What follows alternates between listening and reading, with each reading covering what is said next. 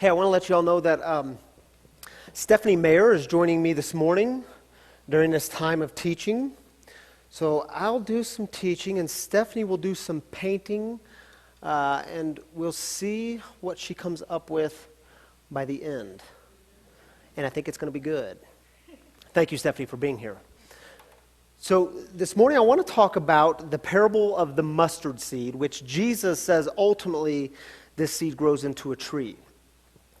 But before we get there, I want to talk about a different kind of tree for just a moment. It's this tree called the cedar of Lebanon. And there's this book in the Old Testament or the Hebrew Bible, and it's called Ezekiel. Ezekiel is a prophet, and he writes about the cedar of Lebanon. And here's how the story goes down.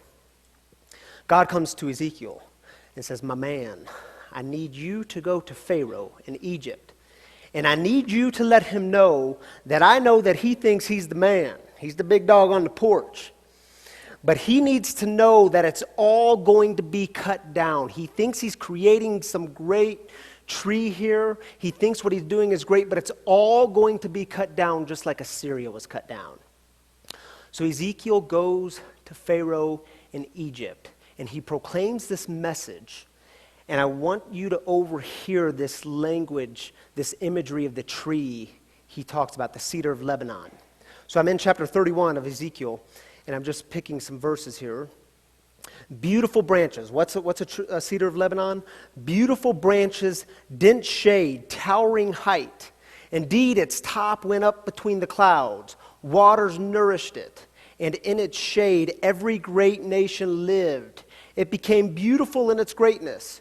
No cedar was equal in God's garden. Here's a cedar of Lebanon. It kind of reflects what we just read, right? This huge, towering tree. Branches that go out, providing dense shade.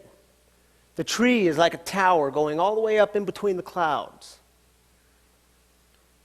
Now, here's what's fascinating about this. Israel longed to be like the cedar of Lebanon. They were the ones suffering, but they wanted to be the ones who were thriving. They wanted to be the big thing. They wanted to be nourished by God's waters and nurtured by these waters. And they wanted to turn around and do the nourishing and the nurturing. Why is this significant? Fast forward with me just a few centuries to the 1st century. You have this 1st century Jewish sage and rabbi who comes along. And by this time in Matthew chapter 13, he has a bit of a following. He gets crowds to gather in. The religious leaders, they're interested in what this man is saying. Disciples have given their lives to follow the teachings of this rabbi.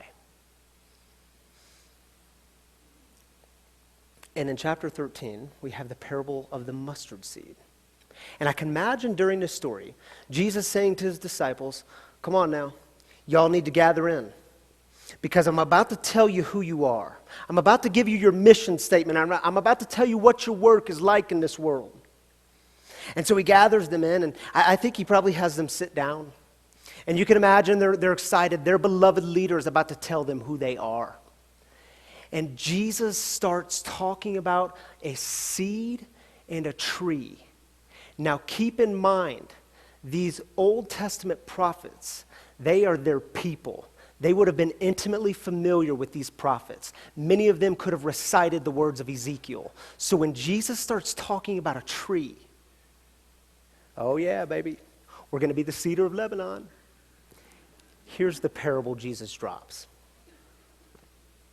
He told another parable to them. The kingdom of heaven is like a mustard seed that someone took and planted in his field.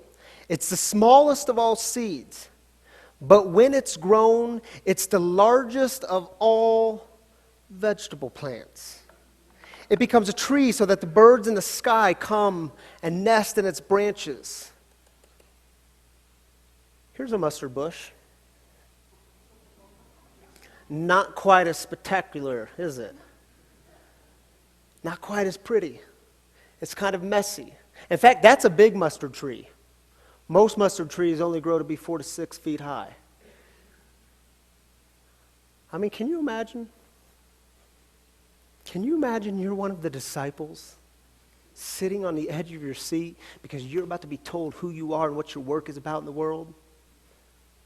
And Jesus says, yeah, check it out. You're going to be like this. You're going to be like a mustard tree. What? I mean, come on, Jesus. We don't want to be a shrub. We don't want to be a bush. We want to be that great cedar of Lebanon. But in this parable, Jesus says that's not what the kingdom of God is like. It's different. And parables always turn things upside down.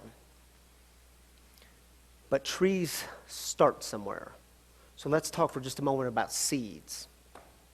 You see, in the ancient world, so many of the metaphors for spiritual life were metaphors around agriculture because they were people of agriculture. So when you read through the scriptures, you see lots of metaphors around planting and harvesting and seeds. And now for the ancient people, they knew that for something to grow, a seed had to be planted. How is a seed planted? It's buried deep into the earth, goes beneath the soil, and you don't see anything happening for a while.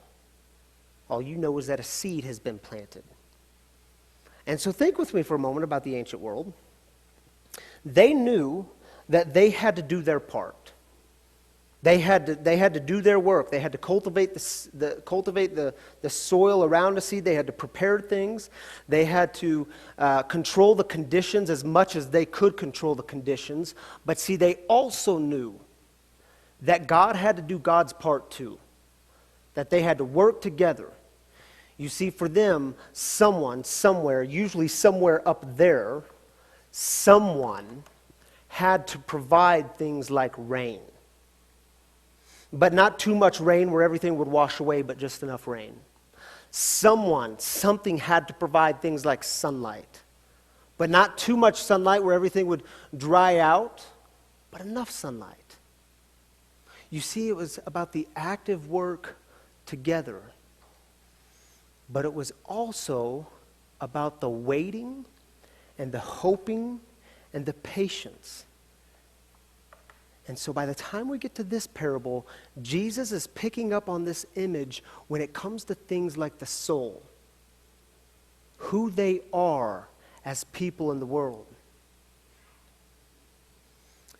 You see, your life is like a seed planted in the ground.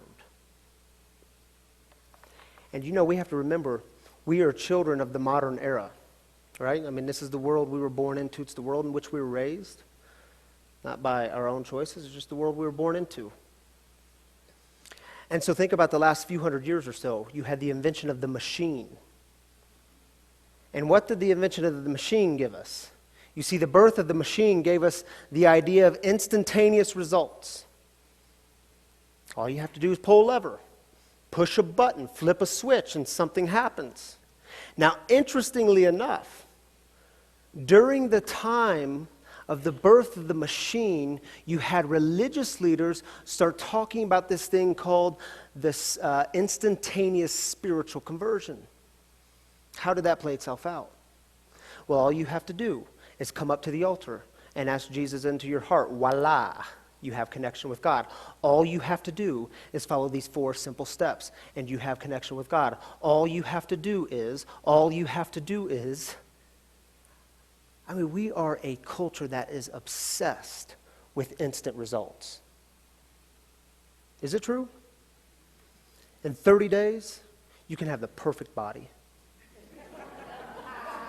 In 60 days, your mind and heart can be completely renewed. In 90 days, every bathroom in your house can be remodeled. I mean, we are obsessed with instant results. And you see, unlike our ancestors, many of us do not understand things like waiting and hoping and patience and relying on God when it comes to things like our soul, our life, the deepest things we know.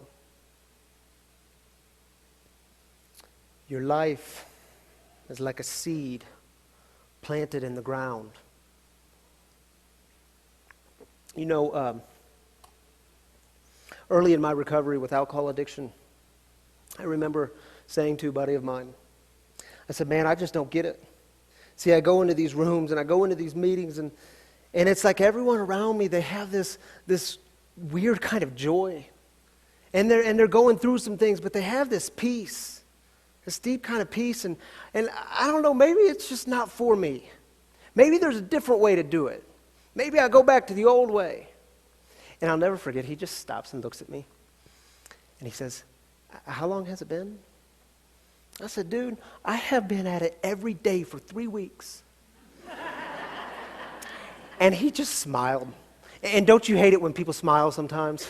Oh, he just smiled because you know he's about ready to drop a wisdom bomb. And he says, you have to keep going. It's right here, but you have to keep going. Your life is like a seed planted in the ground. I was just talking to a guy this week, and he was telling me that he had decided that he was going to finally face his issues of anger. That for all his life, he's had these anger issues. And he even tells me by his own admission that when he gets angry, it's really scary. Like people around him get scared. You want to stay out of his way because when he's angry, he's angry. It's scary. And so he's calling me, and he's really frustrated. I mean, this guy's deeply frustrated. And he says, Ryan, nothing is working, man. I have prayed about this. I have tried to turn this thing over to God. Nothing is working.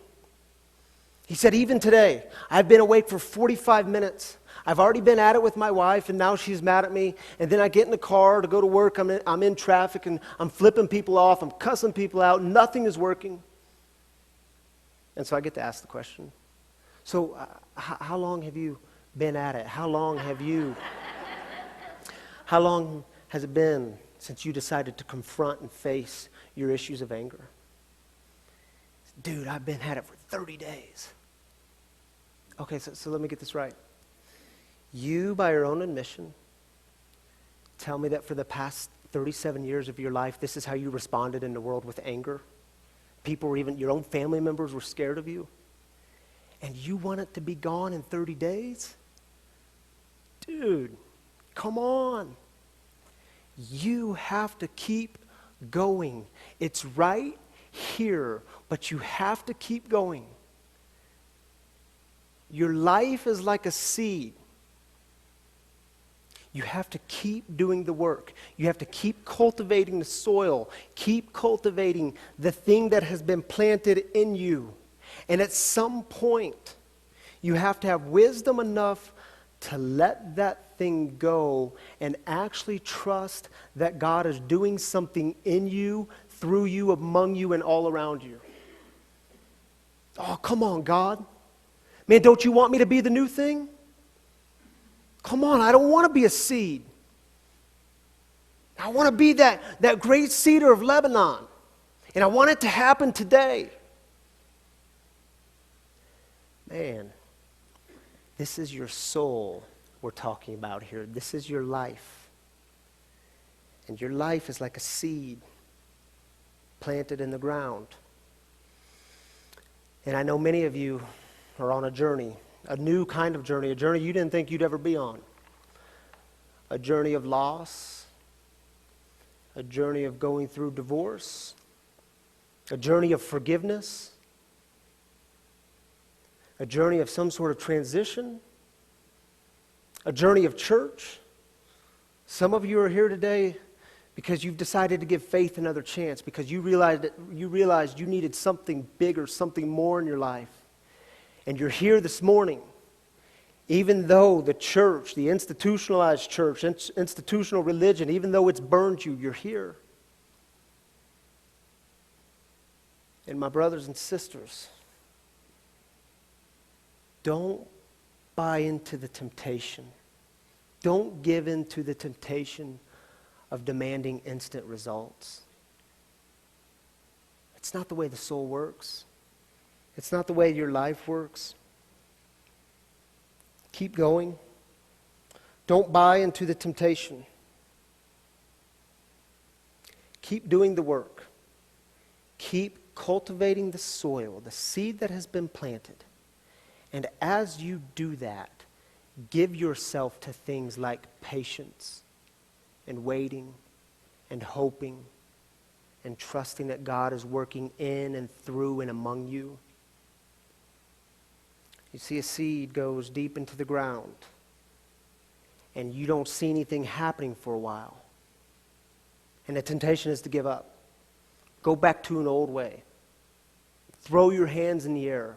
But keep going, because there will be moments on your journey, whatever journey that is, there will be moments where you stop and look back at your life, where you do some reflection, you take some inventory, and you will start to see things. And you might even get on your knees a little bit, and you'll see something coming up out of the ground, and you'll say to yourself, what in the heck is that? Oh my goodness, is it a sprout? Is something coming out of the ground? I didn't think this was possible.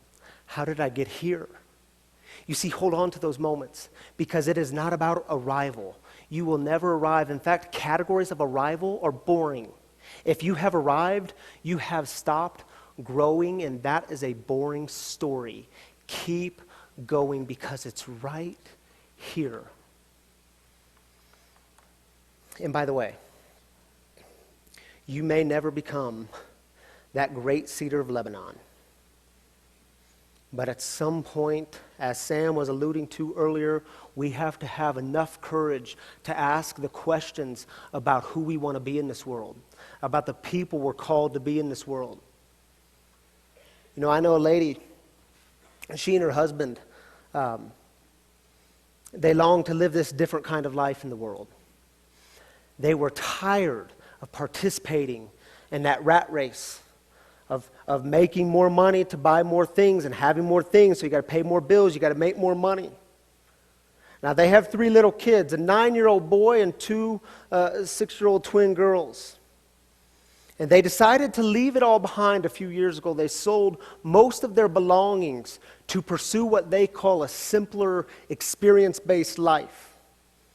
And she's a blogger, and in her blog she talks about the struggles and the challenges that come with this transition. The struggles of going from a big house to a little 2-bedroom condo. The struggles of having many things to having few things.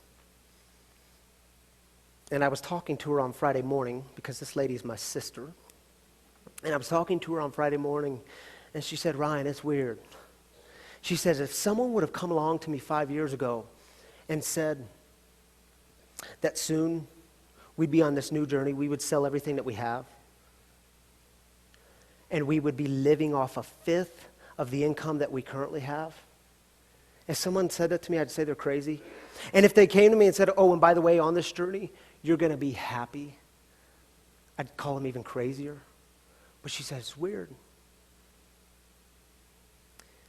Because now, here we are doing new things. And sometimes we get really scared because we don't know what's next. But she said, we actually have joy. For the first time in my life, she says, I feel alive. Like I'm living the path God has called me to live on. God has called me to be on. More joy, less stuff. More life, less certainty. More journey, less arrival.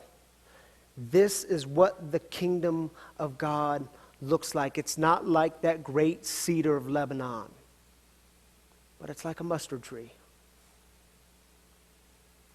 Parables always turn things upside down. And let me end with just a word on mustard trees. You see their roots? They spread far out, just beneath the soil. But the thing about mustard trees is they have these really deep roots that go deep into the ground also. And so I don't know, maybe that's what Jesus was talking about when he starts talking about a mustard tree.